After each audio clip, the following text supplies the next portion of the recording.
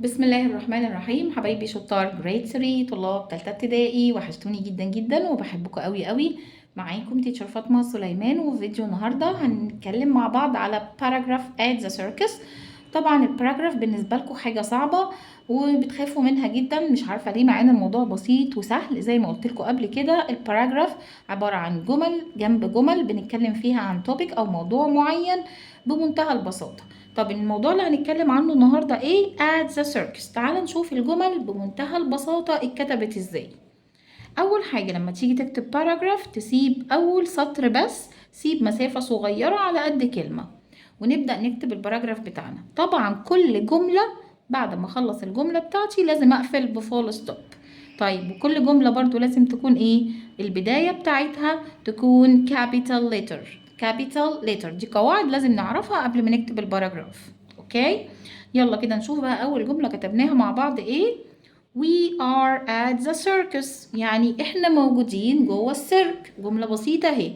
We are at the circus. We are at the circus يعني احنا موجودين في السيرك. طيب بعد كده خلصنا الجملة، اقفل بفول ستوب. تعال نشوف الجملة التانية كتبنا ايه. I love the clown. بما اني انا في السيرك فهشوف طبعا الكلاون المهرج، فهقول ان انا بحبه. I love the clown. I love the clown.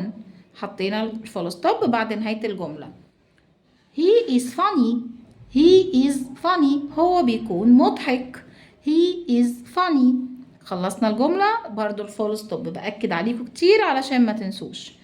The dog trainer مدرب الكلاب. The dog trainer loves the animals. أكيد طبعا في السيركس بيكون في موجود مين؟ الدوج ترينر. The dog trainer loves animals. خلصنا الجملة، حطينا الفول ستوب. آخر جملة هنكتبها والبراجراف كده يبقى خلص بمنتهى البساطة. هوصف الدوج ترينر وأقول عليه he is tall and thin. He is tall and thin. هو طويل ورفيع. الباراجراف بسيط جدا، هقوله لكم تاني بس من غير بقى من ترجمة عربي، بمنتهى السهولة يا سنة تالتة.